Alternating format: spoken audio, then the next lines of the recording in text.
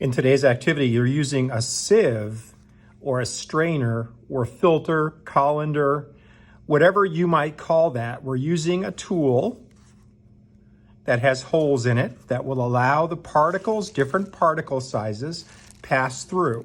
So I've got a Dixie cup with some holes in it. I've got my bag full of salts, and then I have my workbook right here, and I'm just gonna do this on top of my workbook.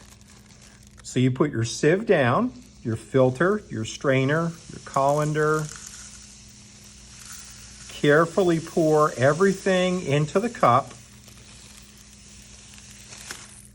If you spill a little, that's okay. If you spill onto your workbook, you can pick it up and then pour the particles back in there. Now, there are 3 different kinds of salts in here. There's rock salt, which I can see. These are big pieces I can remove with my fingers.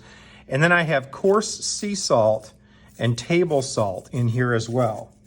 I poured all 3 kinds of salt into my filter, and I'm just shaking now to get the smaller particles out onto my workbook.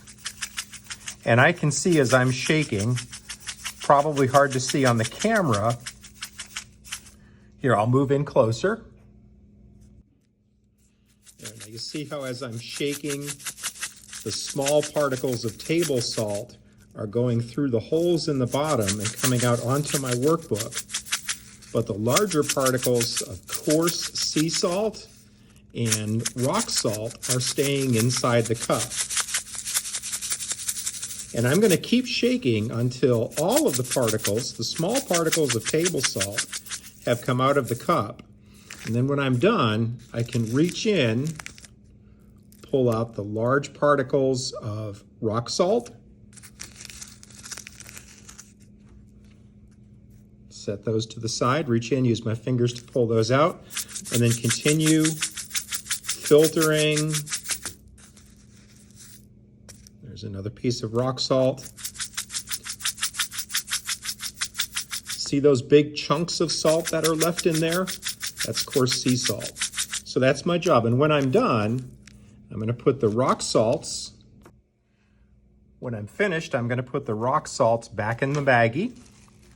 I'm gonna very carefully curl up my paper and carefully pour the table salt back into the baggie.